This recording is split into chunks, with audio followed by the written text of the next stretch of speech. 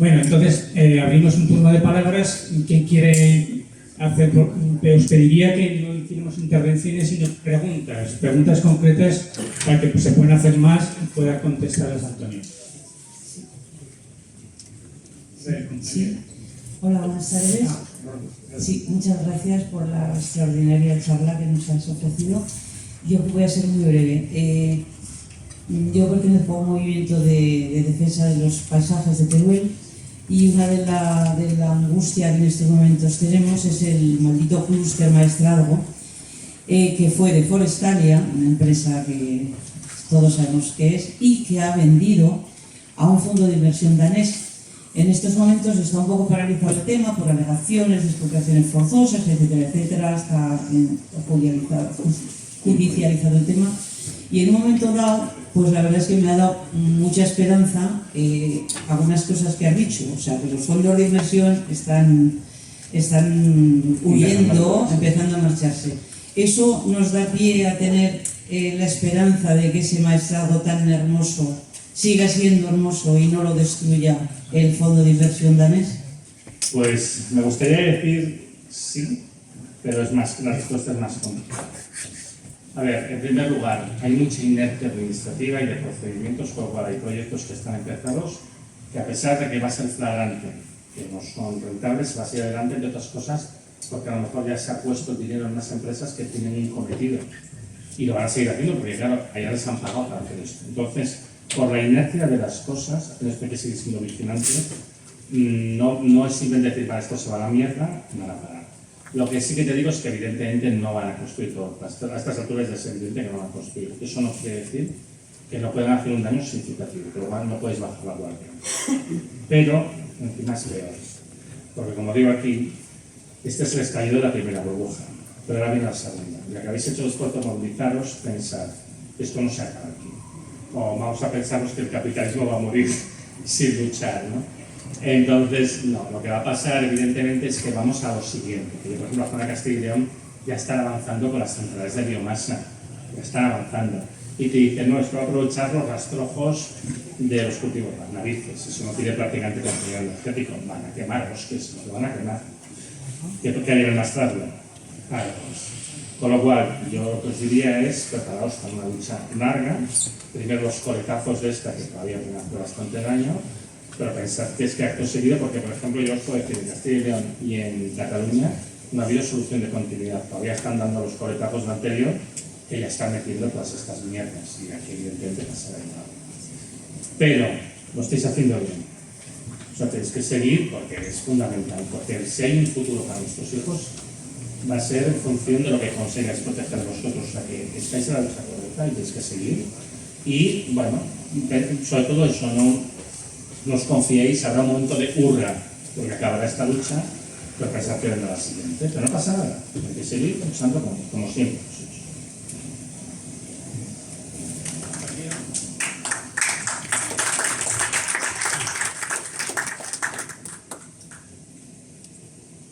Gracias. ¿Podrías explicar en 2 minutos y para tontos qué pasó en el apagón?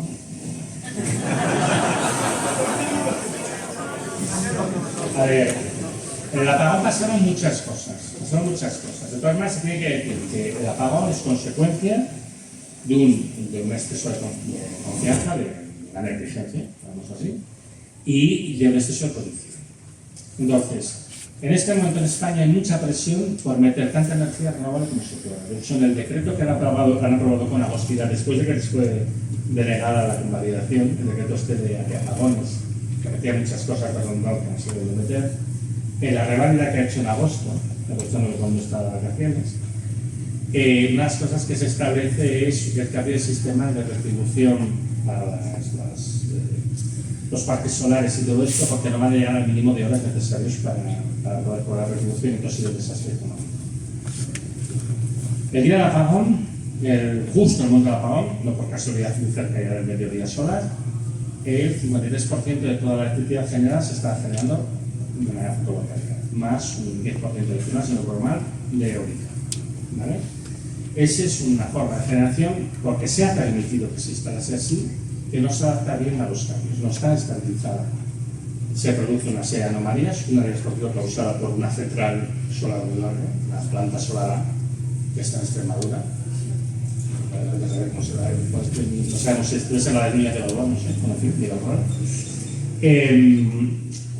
y como este tipo de tecnología, tal y como se ha instalado, no se adapta a estos problemas, se produce una caída en cascada. ¿Vale? Aquí hay, digamos, responsabilidades de todos, de la Comisión Europea y del Gobierno actual y anteriores, que no legislaron para obligar a que los parques solares y eólicos se instalen con sistemas de estabilización, algunos de los cuales las centrales convencionales los tienen. Por ejemplo, molas de inercia, cosas de este estilo. Pues no lo tuvieron para que fuera más barato instalarlas. Ahora todo lo que se está hablando es que hay que poner baterías, hay que poner bombeos inversos, son cosas para contribuir a la estabilidad de la red y a encarecer la factura, ¿vale? Entonces, mal por ellos de permitir que las renovables se instalasen, pues como yo digo, son renovables de China, ¿no? Tú conectas a la red de alta tensión, la placa solar, como si la conectas en tu casa, pues directamente a la red de alta tensión. Absurdo. Imprudencia. Codicia de las eléctricas que necesitan meter un montón de renovable, porque tienen acuerdos comerciales con empresas grandes consumidoras que necesitan tener electricidad certificada verde, porque si no tienen que pagar compensaciones por las emisiones de CO2. Probablemente se han metido, los compromisos son más de lo que la red puede soportar, y al final responsabilidad fundamental de la Red Eléctrica Española, que tiene capacidad ejecutiva. La Red Eléctrica Española puede decir: usted saca esta central aquí porque a mí me crea problemas, usted me mete esta otra que me sirve para estabilizar, y Red Eléctrica hace una dejación de funciones de problemas que ya venían reproduciéndose los días anteriores. Y de hecho, yo tengo post del año pasado explicando una serie de problemas que se han dado a la Red Eléctrica el año pasado, bastante serios. Entonces, la responsabilidad máxima de Red Eléctrica. ¿Por qué se ha jugado este juego de ilusión de responsabilidades? Porque cuando se definan quienes las tienen, empezaremos a hablar de las indemnizaciones, que como sabéis, ahora de repente que se ha empezado a hablar de esto, parece ser que hay reclamaciones por varios cientos de millones de euros por los daños que se causaron durante la pandemia. Una mezcla de negligencia y de codicia. Pero para mí, digamos, desde el punto de vista de responsabilidad, la mayor es de la red eléctrica. Desde el punto de vista moral, la mayor es para las compañías eléctricas, que están presionando a todos los actores para hacer cosas que son peligrosas, porque son unos irresponsables.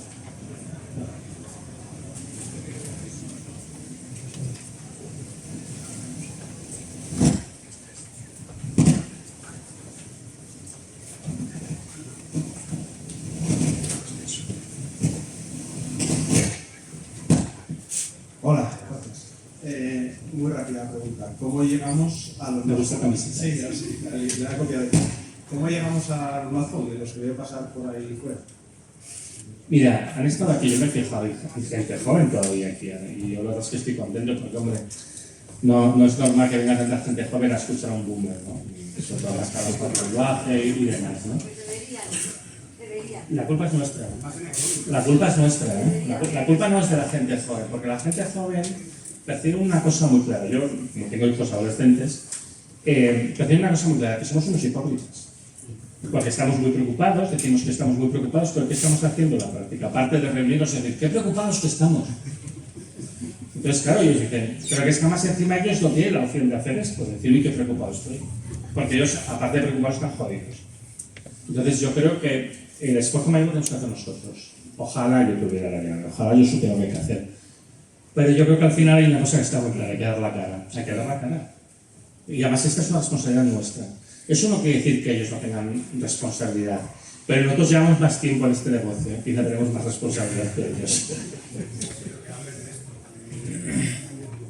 Bueno, yo te digo, poco a poco se va hablando, ¿eh? Yo te digo, lo mismo hecho que haya gente joven aquí ya es un síntoma positivo de una cierta capacidad de llegar.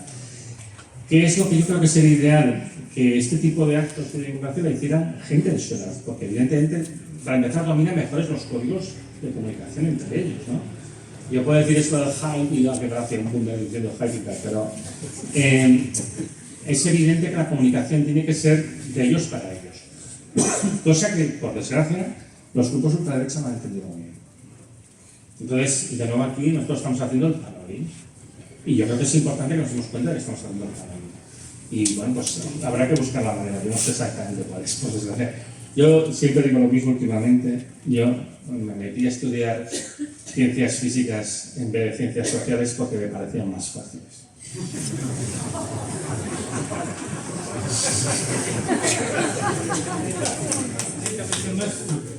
Hola, buenas tardes. Yo primero agradecer esta charla tan bonita y tan clarificadora. También agradecer a los organizadores pues, que se pueda hacer esta charla, ¿no? Has comentado que las nuevas burbujas vienen a pertenecer a la biomasa y el biogás. Aragón es bueno, ya sabemos los que estamos aquí, estamos saturados de macrogranja, de porcino, toda la zona limítrofe con Cataluña, eso es un hervidero. Y el gobierno de Aragón ya está empezando a plantear, se ha hecho charlas como esta economía circular, gastando los purines para generar biogás. Entonces quería que nos explicaras un poquito más qué desventajas tiene esta tecnología, porque claro, parece por un lado que es una solución al uso del purín, y sin embargo tú estás poniendo ya el punto sobre las.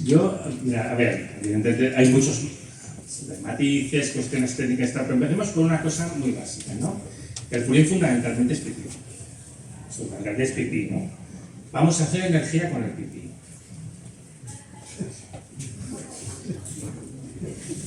Hombre, no digo que sea imposible, pero de empezamos muy mal, ¿Qué es lo que hace una planta de biogás? Una planta de biogás toma materia orgánica, la materia orgánica son cadenas de carbono, ¿no?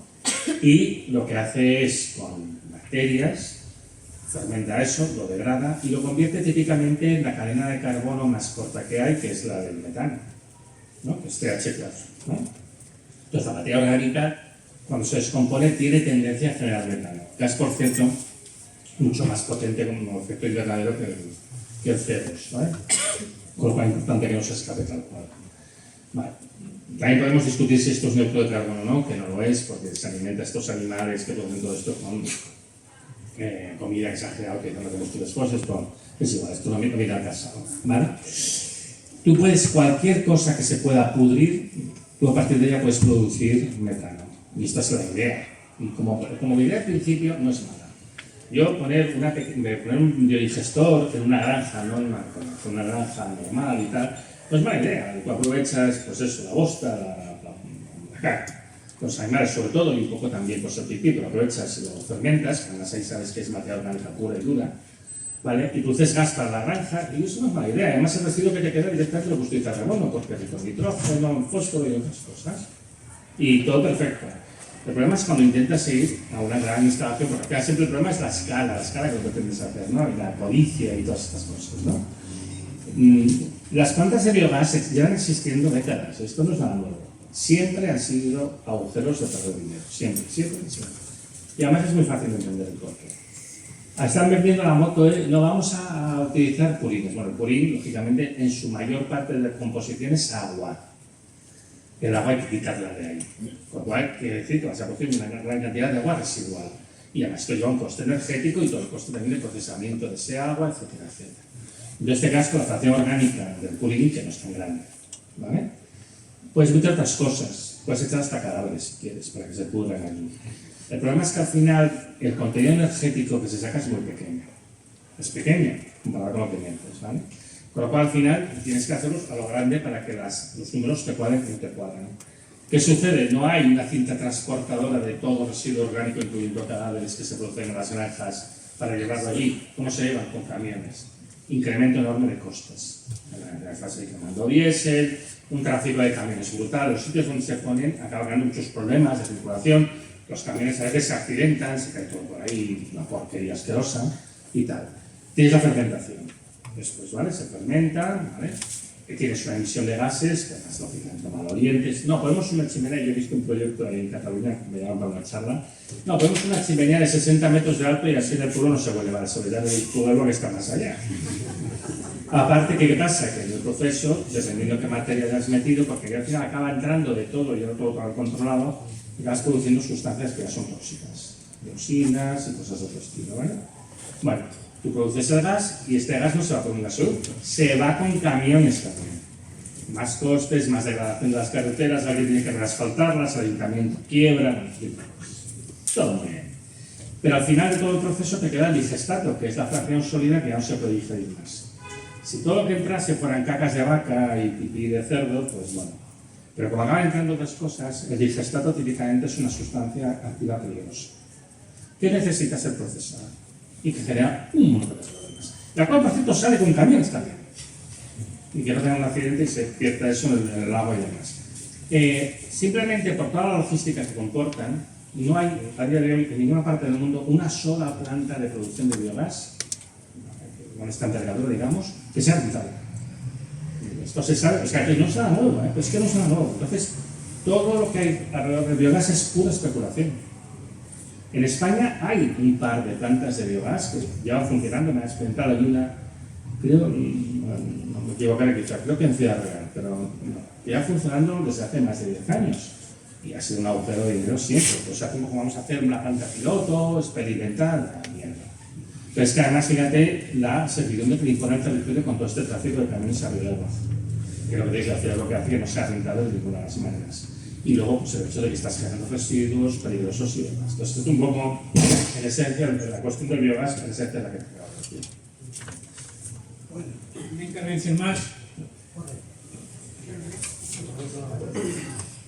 ¿Alguien más quiere intervenir por...? Si no sería la última intervención que realizaríamos, la compañera. De acuerdo.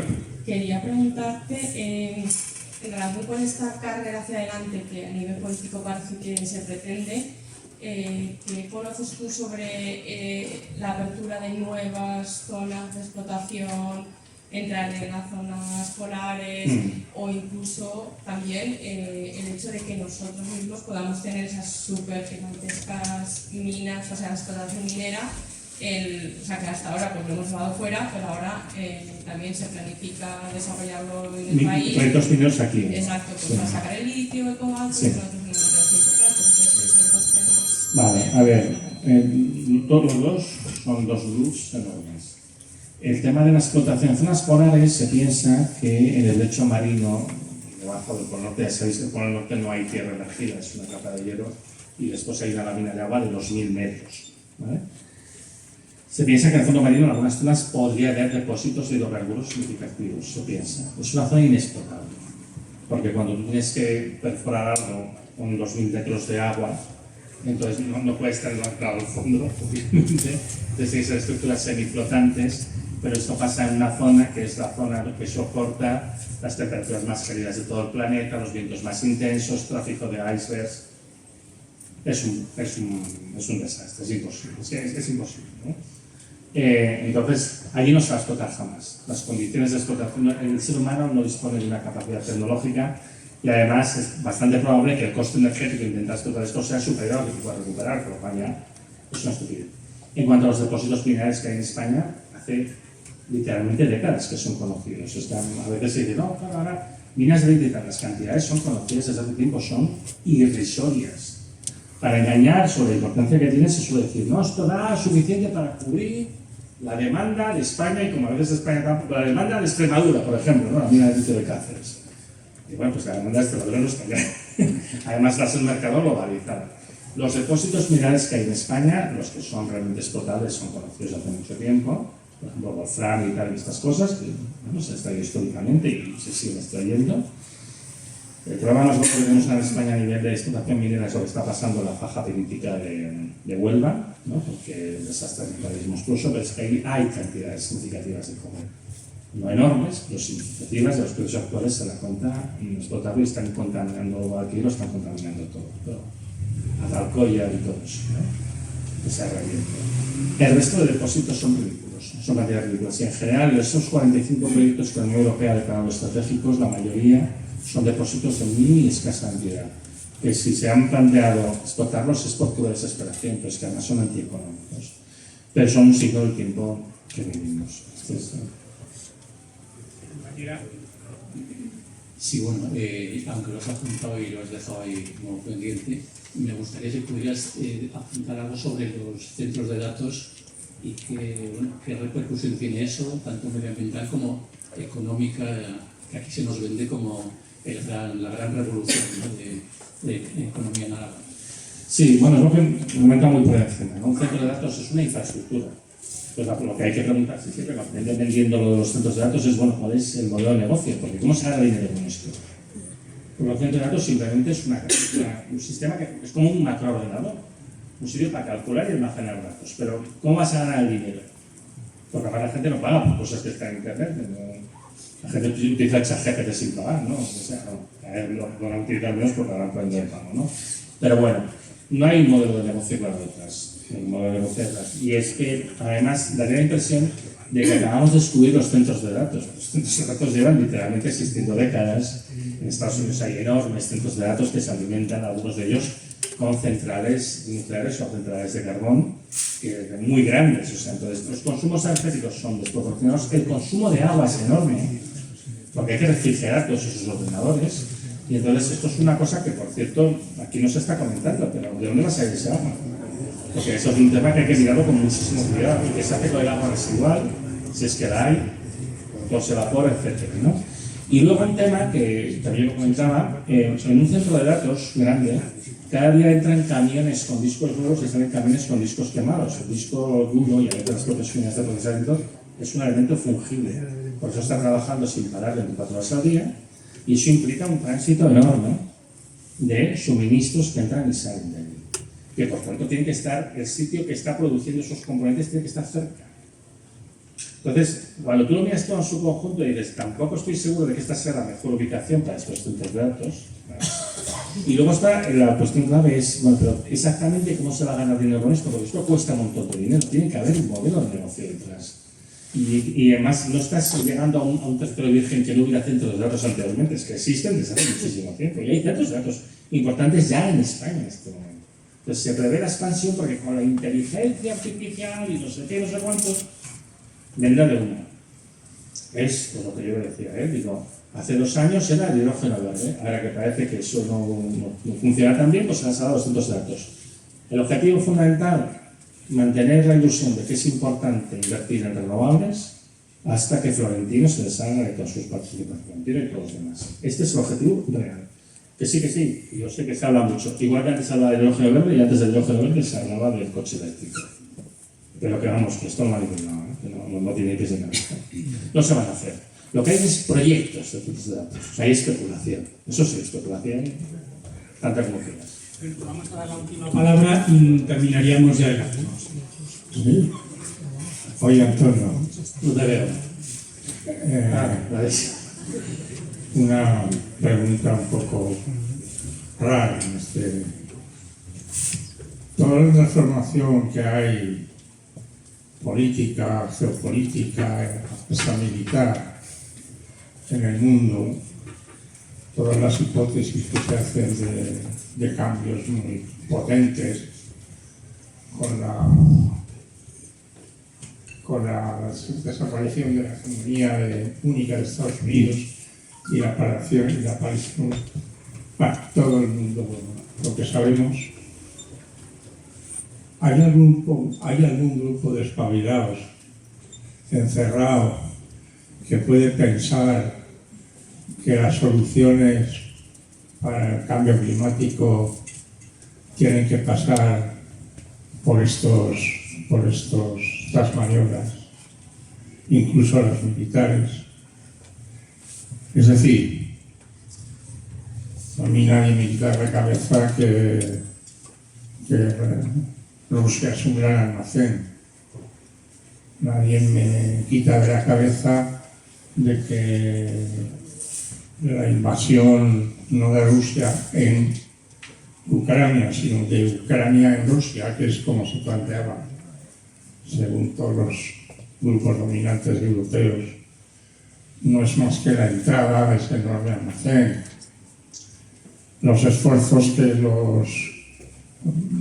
los chinos están haciendo,